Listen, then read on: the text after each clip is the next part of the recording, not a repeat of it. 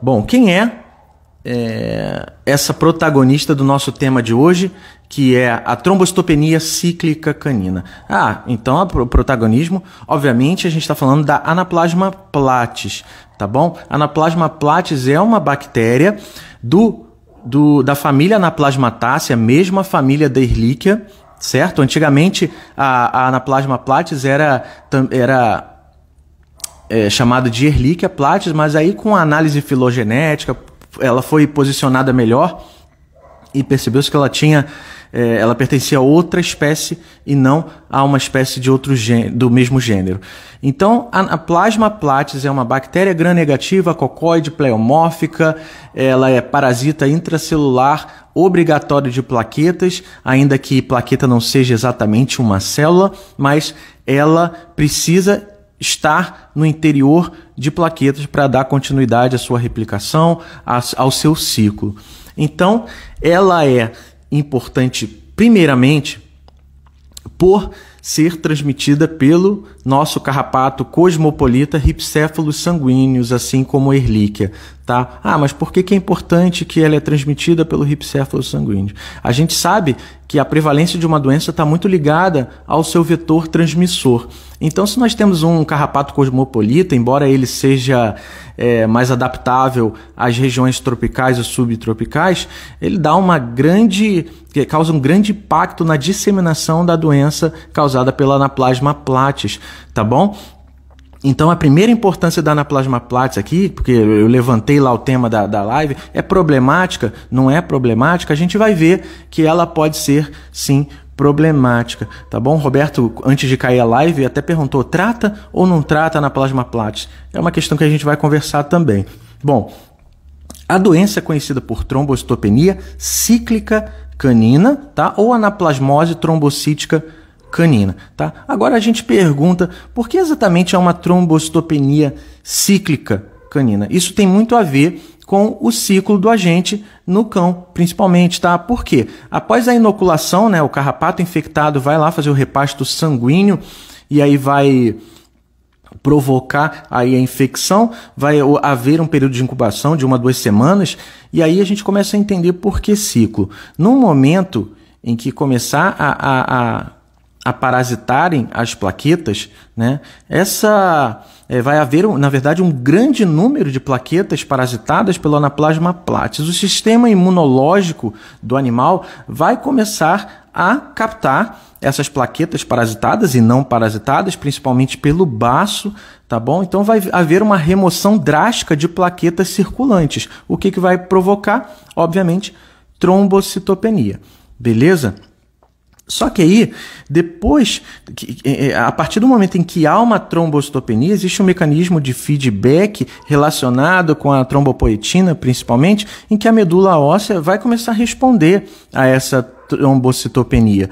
E, a partir do momento em que não há acometimento medular, a Anaplasma platis não vai provocar nenhum efeito medular, então a medula está livre para produzir novos megacariócitos e, lembrando que o megacariócito é a célula precursora da plaqueta, vai haver então maior liberação de plaquetas circulantes e, portanto, vai normalizar o número de plaquetas. Ou seja, as plaquetas, num determinado momento durante a infecção, vão se encontrar dentro do intervalo de referência, tá bom?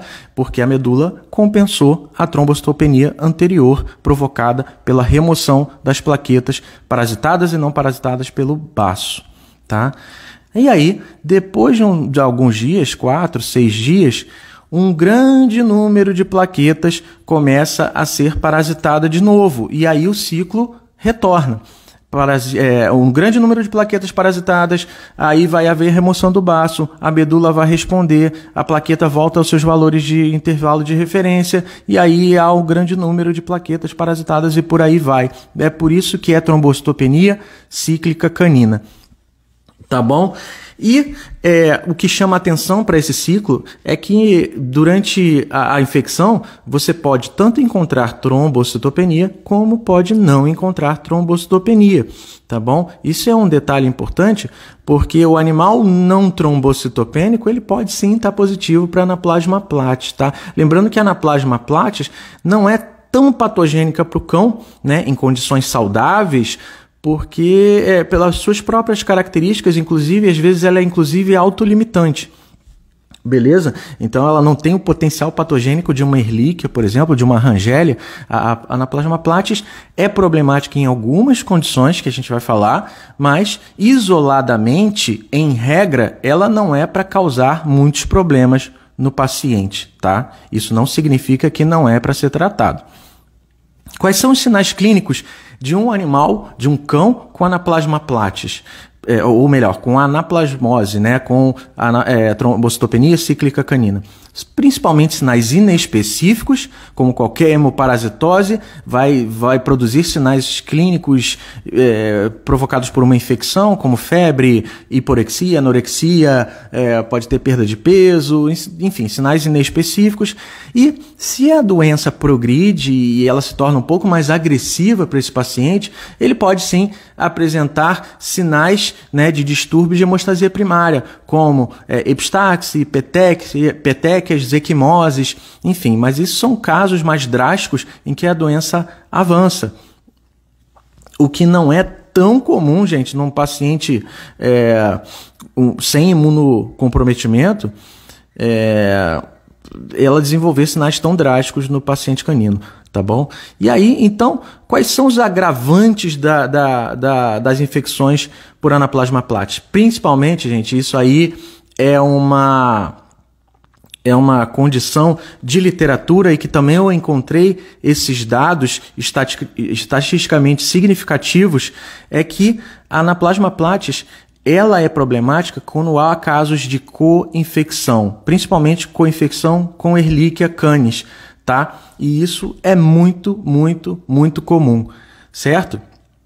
De 19 pacientes com Anaplasma platys que eu encontrei, 11 pacientes apresentavam co-infecção com Ehrlichia canis. Isso é importante porque quando você tem casos de co-infecção, principalmente com Ehrlichia, você tem agravamento dos sinais clínicos e também agravamento das alterações laboratoriais, tá? Esse é o grande peso diante de uma infecção por Anaplasma platys. Quando ela cursa com alguma outra infecção ou alguma outra hemoparasitose, os sinais clínicos se tornam mais abruptos e também você vai encontrar maior intensidade das alterações laboratoriais, obviamente aí falando principalmente da trombocitopenia.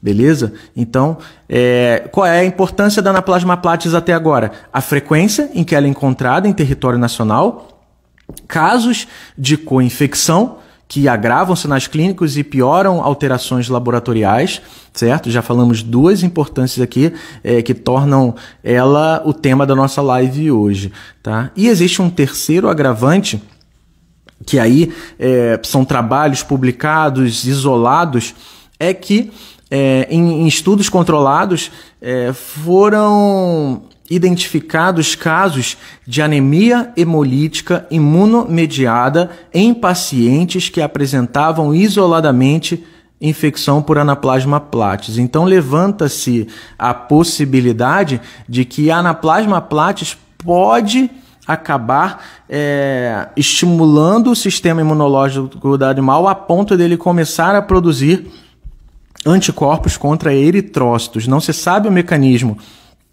exatamente como que funciona essa estimulação, mas são trabalhos, como eu disse para vocês, isolados. Tem trabalho na Itália, tem trabalho no Brasil, tem trabalho, enfim, né, em locais que ela pode ser vista, em que animais desenvolveram anemia hemolítica imunomediada. Aí a pergunta é, será que essa anemia hemolítica imunomediada ela foi associada à Anaplasma platys ou foi uma comorbidade? Né? Porque a gente sabe que em cães a anemia hemolítica imunomediada muitas vezes ela é aquela não associada, o que a gente chamava de primária. Né? Será que foi uma coincidência ou será que a Anaplasma platys realmente tem potencial de provocar uma anemia hemolítica imunomediada no paciente? Né? Isso é importante a gente refletir, né? Até pela condição de que quando você tem uma anemia hemolítica imunomediada, você tem um problema muito maior do que um animal Anaplasma platis positivo, tá? Então, cuidado, falamos 3 problemas aí da Anaplasma platis. Vou resumão, né? Qual é o resumão? Frequência, ela é altamente frequente, ela é a segunda maior hemoparasitose em território nacional, só perde para Ehrlichia. Ela, em casos de co-infecção, podem levar um animal a óbito se não houver uma intervenção terapêutica. E terceira importância é que ela sim tem sido associada a casos de anemia hemolítica imunomediada, beleza? E como é que a gente faz o diagnóstico, né? Geralmente, o diagnóstico, ele pode ser visto através do esfregaço sanguíneo durante a realização do hemograma, onde nós encontramos estruturas intraplaquetárias basofílicas compatíveis com a Anaplasma platis, embora seja um grande desafio para o patologista clínico reconhecer com maior certeza a inclusão, porque são bactérias pequenas e a gente pode ter falsos dispositivos como resquício nuclear de plaqueta, enfim, né? Mas não é o caso aqui do interesse da nossa live, mas é porque eu estava conversando com uma colega ontem que me chamou justamente para falar quando é que vocês têm certeza que é Anaplasma platis. A verdade é que a gente nunca tem certeza, a gente sempre coloca sugestivo. Quando a gente tem certeza, a gente coloca sugestivo ou compatível, justamente para que o clínico, ele, teoricamente, confirme esse diagnóstico de alguma outra forma, tá bom? Então, o diagnóstico parasitológico, que ocorre lá no esfregaço sanguíneo, a gente pode, inclusive, aumentar as chances de encontrar fazendo a capa leucocitária, né? Vocês clínicos peçam para fazer a capa leucocitária, porque parasitos, eles têm uma sensibilidade maior para a detecção desses tipos de parasito, beleza? A questão da sorologia pode ser feita ELISA, pode ser feita imunofluorescência, só que o que a galera costuma fazer normalmente é aquele teste point of care, aquele teste rápido, né? Comercialmente falando, 4DX, só que tem que lembrar algumas considerações em relação ao 4DX para a detecção de Anaplasma platis. A primeira consideração é que ali naquele pocinho de anaplasma, a gente tem 2 espécies, tá bom? Anaplasma platis e Anaplasma phagocytophilum, que parasita granulócitos, não tem nada a ver com plaqueta, tá? Percebam lá no 4DX que o teste não é específico para Anaplasma platis. Melhor falando, não é específico para anticorpos contra Anaplasma platis, beleza? É uma coisa que a gente tem que colocar aí em pauta, porque deu positivo no 4DX. Não, deu reagente para anticorpos. Por que você está falando isso? Porque às vezes há uma infecção prévia, né? Uma exposição prévia, e esses anticorpos podem ficar circulantes por vários meses. E aí você faz um teste rápido como esse, você pode ter um resultado reagente para anticorpos de exposição prévia, não para um agente que está ali naquele momento e que estimulou a produção de anticorpos. Então tem que ter esse cuidado, né? E cuidado também com as infecções superagudas, em que ainda não houve tempo de uma soroconversão, uma produção de anticorpos a ponto de serem detectáveis num teste como esse. Então, muito cuidado com a interpretação desses testes rápidos que detectam anticorpos contra anaplasmas, né? Nesse caso, anaplasmas phagocytófilos, Anaplasma phagocytophilum e Anaplasma platis, tá? A Fábio escreveu aqui, reagente para anticorpos. Perfeito, muito importante explicar essa interpretação. Porque até na pós-graduação, quando eu dou aula, eu vejo que ainda existe uma certa dúvida em relação a isso, porque muitas vezes chega lá sem saber que esses testes rápidos eles detectam o anticorpo e não o antígeno, né? Então a interpretação ela varia a partir dessa informação, porque é o que eu falei, tanto para Ehrlichia quanto Anaplasma, se você tem um reagente naquele teste, você tem que ter parcimônia, correlacionar com o sinal clínico, correlacionar com os achados laboratoriais, para então fechar o diagnóstico, né, de ehrlichiose ou de anaplasmose. Tem que ter muito cuidado, tá bom? Então, nesses casos, você consegue fechar um diagnóstico sim, mas você tem que olhar o contexto, tá, em relação a essas hemoparasitoses. Beleza? Então, o diagnóstico parasitológico, que eu falei, em lâmina e capa leucocitária, sorológico, você tem imunofluorescência, embora muita gente não vá fazer imunofluorescência para anaplasma. Tá? Anaplasma platis, você tem a ELISA e geralmente, como eu falei, o pessoal costuma fazer o teste rápido que detecta anticorpo e aí você precisa ter cuidado com a interpretação desses resultados reagentes, beleza? O PCR é uma boa pedida também, porque apresenta, né, o qPCR apresenta alta sensibilidade, alta especificidade. O problema dele também é que se não tiver agente circulante, também não vai dar positivo, vai dar um falso negativo, tá bom? E aí eu tô falando PCR de sangue periférico, que geralmente é o que o pessoal costuma coletar, né? Então, a gente tem que trabalhar com a realidade. Ninguém vai fazer uma punção de medula óssea só para detectar anaplasma platis. E aí eu trabalho com essa realidade. A Fábia aqui interagindo bem, até agradeço. Acho muito útil a utilização dos testes rápidos na clínica, eu também, e nos consultórios. Mas uma deficiência na interpretação pode levar a erros em tratamento. É o que a gente mais fala. Às vezes o animal já tem uma outra doença de base, apresenta lá um reagente para Ehrlichia, por exemplo, que não é para Ehrlichia canis, é para Ehrlichia canis, Ewing e ou Ehrlichia agora com 4DX Plus, que vai chegar por aí, tá? Já é uma realidade nos Estados Unidos, Ehrlichia cafensis, não os chafensis.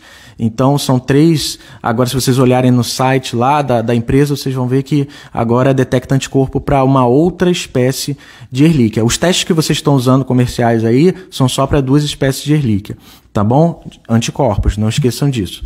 Então tem que ter cuidado, fazer a contextualização dos achados de anticorpo, né, com achados clínicos, laboratoriais, e aí vocês têm condição melhor de fazer uma intervenção terapêutica com mais segurança, tá bom? Bom, em consideração ao tratamento, né? Bom, geralmente o que o pessoal usa é tetraciclinas, né? Normalmente a doxiciclina, que é um bacteriostático. E aí, alguns trabalhos, gente, levantam a possibilidade de uma certa ineficácia. Não que ele não seja eficaz, mas ele não é tão eficaz, a doxy, justamente pela localização dessa bactéria, que é justamente intraplaquetária. A doxy tem uma certa dificuldade de adentrar a plaqueta para agir no próprio parasito. Então, alguns trabalhos levantam a possibilidade do tratamento com doxy ser diminuir, lógico, a parasitemia, provocar remissão dos sinais clínicos quando há, mas alguns pacientes podem não eliminar o agente por conta dessa dificuldade que a doxy tem para atingir o parasito dentro de plaquetas, tá bom? Aí eles comentam que o imidocarb, o dipropionato de imidocarb, ele tem uma ação muito boa para anaplasma platis, mas como ele tem efeitos colinérgicos, tem que usar atropina antes, enfim, ele fica mais recomendado para casos de co-infecção com babésia ou rangélia, tá? Aí vai muito bem o tratamento, tá? Mas eles dizem que a doxy tem um efeito desejável, mas o que a gente precisa saber é que muitas vezes a infecção não será eliminada, tá? A Jade falou, o 4DX é todo para anticorpo ou tem alguma detecção de antígeno? Eu te respondo, a única detecção de antígeno no 4DX é para Dirofilaria imits, tá bom? O resto é anticorpo, beleza? Doença de Lyme, anaplasma, Ehrlichia, é tudo anticorpo, tá? Exatamente, o 4DX pega antígeno para Dirofilaria. Tá certo? E aí tem algumas condições importantes. O antígeno que é detectado, abrindo um parênteses aqui, tá? O antígeno que é detectado no 4DX para Dirofilaria é uma proteína que está lá no ovário de uma fêmea adulta da Dirofilaria imits. Então, a condição para que não haja falso negativo é ter pelo menos duas fêmeas viáveis adultas na circulação, tá bom? E aí vocês têm condição maior de ter aí um antígeno positivo para dirofilariose, beleza? Isso aí, Fábio, fêmea circulante parafilária, no mínimo 2 fêmeas, certo? Beleza.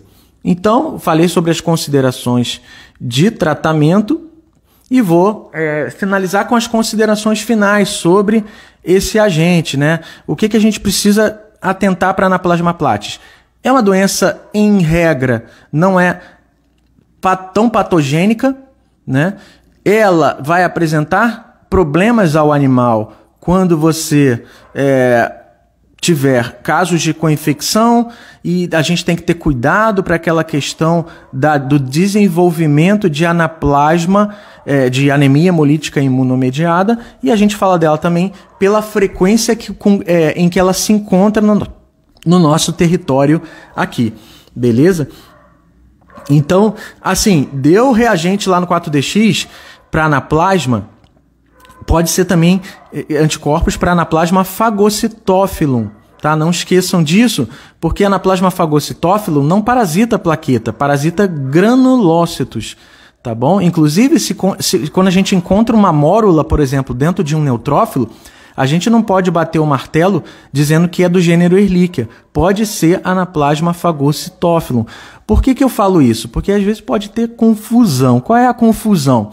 Vamos supor, chegou um laudo para você clínico, assim, presença de mórulas de Ehrlichia no interior de neutrófilos. Ou seja, vou tratar para Ehrlichia, aí o proprietário fala assim, olha, eu quero fazer um PCR para saber qual é a Ehrlichia. Eu quero saber, porque eu sou enfermeiro, eu sou médico, eu tenho essa curiosidade em saber qual é a espécie que está ali, já que o patologista clínico viu uma mórula. E aí ele faz o PCR para Ehrlichia e aí dá negativo, até pelo gênero. Fez um PCR para gênero Ehrlichia, deu negativo. Como é que você explica essa situação?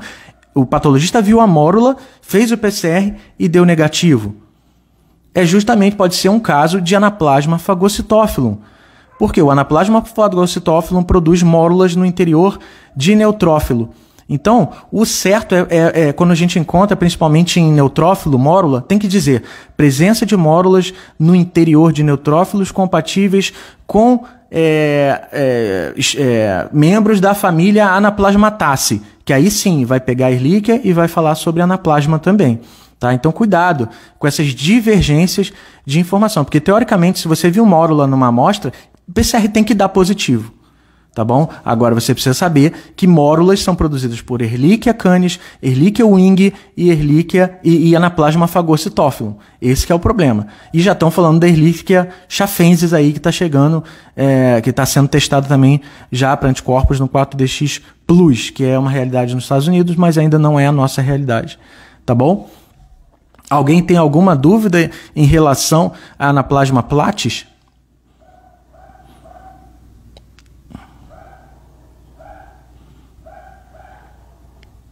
E respondendo ao Roberto, trata ou não trata? Trata, tá bom? Porque, pelo menos é a minha visão, o meu posicionamento, porque co-infecções, comorbidades podem levar a sinais clínicos, alterações laboratoriais importantes e também a questão de que ela pode desenvolver aí a anemia hemolítica imunomediada associada à doença de base primária, que no caso é a anaplasma platis. Tá bom, gente? Ninguém tem dúvida? Peço desculpa a quem acompanhou a live pela primeira vez, porque caiu, porque meu celular resolveu atualizar durante a live, e aí eu reiniciei para que a gente pudesse ter um material na íntegra e a gente pudesse depois disponibilizá-lo tanto no YouTube quanto no Instagram, tá bom? Então agradeço a paciência. Até o presente momento, tranquilo, com ótima explicação. Valeu, João Paulo, meu xará, tá? Espero que vocês estejam inscritos no evento que a gente vai fazer dia 26, dia 27 e 28. Falta menos de um mês para a gente se encontrar lá no evento Hemograma, Arte da Interpretação. Beleza? Online, gratuito. Não se inscreveu? Tá o link na bio. Tá fácil, é só deixar o e-mail e acabou, não precisa fazer mais nada. Eu mesmo vou lembrando vocês. Eu sei que veterinário tem a cabeça cheia de coisa para fazer e eu vou lembrando vocês sobre o acontecimento, né? A gente vai atualizando com novidades em relação ao evento, tá bom? Valeu, Caio começou a seguir a gente aqui, apareceu no Instagram. Muito obrigado, espero que a página em si esteja agregando mesmo o conhecimento para vocês exercerem a clínica veterinária, a clínica de pequenos, que esse é o alvo dessa página, são as pessoas que trabalham na área de clínica de pequenos. Professor, ao ver mórulas nos leucócitos, tem como pôr no laudo que foi vista mórulas sem especificar do que são? Você pode, mas assim, dentro do conhecimento que a gente tem, o certo é colocar presença de mórulas no interior de neutrófilos, por exemplo, compatíveis ou sugestivas de membros da família Anaplasmataceae. Porque quando você fala família Anaplasmataceae, você já está envolvendo as espécies de Ehrlichia e Anaplasma phagocytophilum. Beleza? É um jeito da gente se resguardar e evitar problemas aí quando vai ser confirmado através de PCR e dá negativo para Ehrlichia, por exemplo, e pode ser Anaplasma phagocytophilum. Tá? Hoje faço tratamento de co-infecção por anaplasma, eu uso imidocarb mais atropina e doxiciclina e consigo positividade com isso. Realmente, você está utilizando todos os mecanismos para eliminar o agente, tá? Aí, com certeza, mas eu te digo, João, que o imidocarb por si só, cara, ele vai ter um efeito muito bom para Anaplasma platis. Tá bom? Não que o problema da doxy vai resolver bem para Anaplasma phagocytophilum, que está no neutrófilo. O problema da Anaplasma platis é por estar dentro de plaqueta. A doxy tem um certo problema de adentrar a plaqueta e por isso, não que a bactéria seja resistente, é que essa tetraciclina ela tem problema para entrar na plaqueta. E aí, como o agente está dentro da plaqueta, ele recebe menos do que deveria, da questão da concentração da droga, entende? Então, é por isso, não é pela resistência da Anaplasma platis à doxiciclina, não.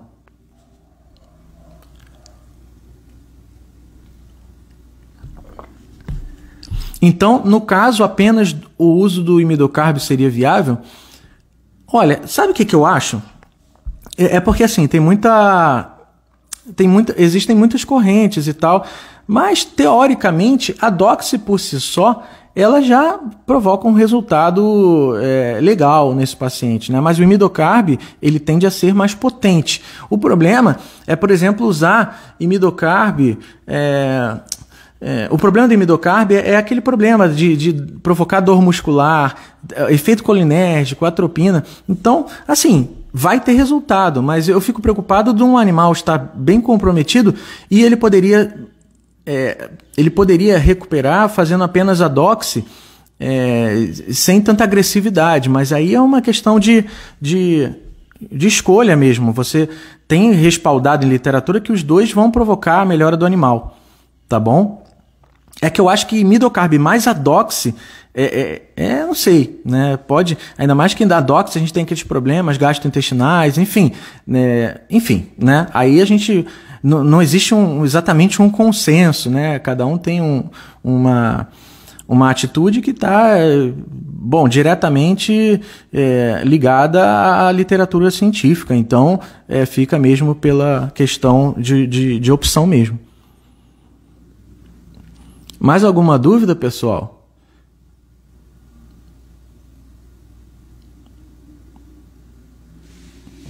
Valeu pela sua contribuição aí, João Paulo. Gostei bastante.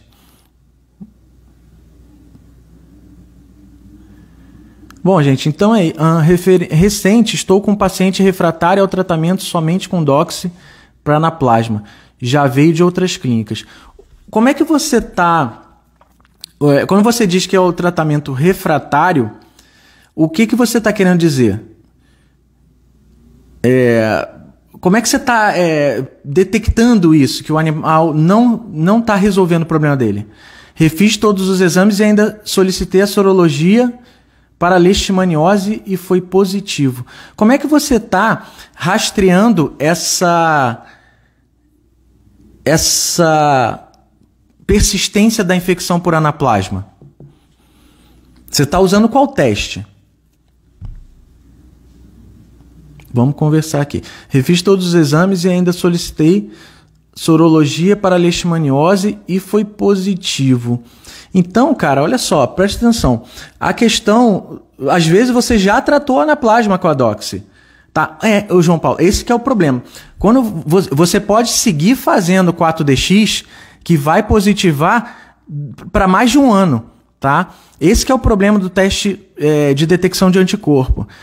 Uma vez que o animal entrou teve contato com Anaplasma platis ou Anaplasma phagocytophilum, ele vai produzir anticorpos, tá bom? E mesmo que você já tenha eliminado esse agente, o 4DX vai seguir dando positivo, porque a produção de anticorpos vai ser detectável no 4DX. Então o 4DX ele não é recomendado para acompanhamento de eliminação de agente, tá? E essa trombocitopenia aí provavelmente está vindo da própria leishmaniose, tá bom?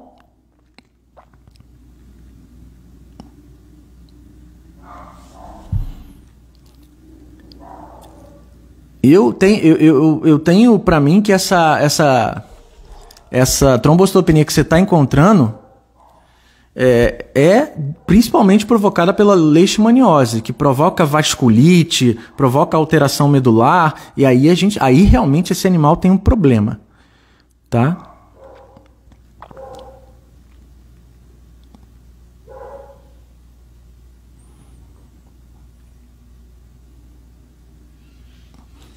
Então teria que fazer um PCR nesse caso. Olha só, se o animal está realmente sofrendo pela infecção de Anaplasma platis e o seu ciclo envolve plaquetas circulantes, o PCR é sim indicado pela alta sensibilidade, tá bom?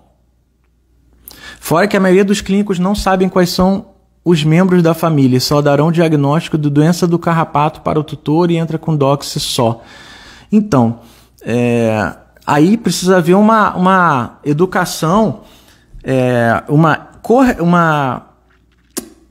questão de relacionamento entre patologista e clínico. Porque se você trabalha no laboratório, você já tem aquele clínico na tua rotina. Então, o ideal é ir você, né, ter o papel de patologista clínico e ir educando esse clínico para que ele também possa entender quais são aquelas observações que vêm no hemograma. Porque muitas vezes, pela correria, por falta de tempo para estudar, eles acabam ignorando certos comentários que a gente coloca no laudo.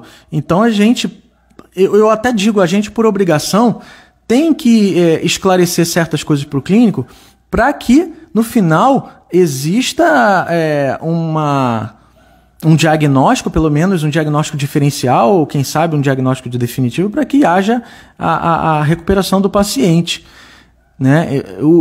Na verdade, a intenção da página é justamente estreitar essa relação entre exame laboratorial e a clínica, porque muitas vezes falta tempo, é muita coisa para estudar, e aí o clínico pega o hemograma, amanhã eu estudo, e aí a gente acaba não dando a devida importância para esse exame.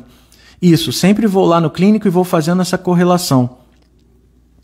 Por isso eu gosto muito de estar em laboratório dentro de clínica. Fica mais fácil. Dentro de clínica você também tem a oportunidade de acompanhar a recuperação do animal. Você chega na internação, troca uma ideia com o clínico, vê como é que estão, como é que está a apresentação clínica, se a mucosa ainda está hipocorada, como é que está o batimento cardíaco, enfim, né? A gente tem chance de encontrar o animal. Isso é importante pra caramba. Seria bom o contato por telefone para explicar todo o andamento.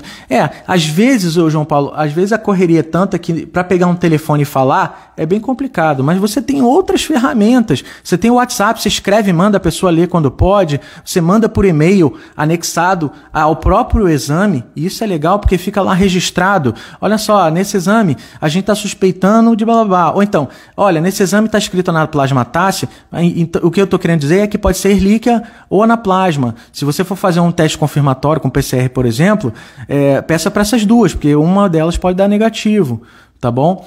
Então, a interação do clínico com o patologista clínico é imprescindível, tá bom? Porque todos nós temos nosso ponto de especialização, todos nós damos mais ênfase a um determinado tema dentro da clínica de pequenos, e aí eu acho que quem ganha no final dos contos, quem se beneficia é o próprio animal, o veterinário também, porque ele vai conseguir resolver mais problemas, né? E ele vai ter o apoio de um outro médico veterinário que seria o patologista clínico, né? Então, eu acho que essa discussão é importante, né?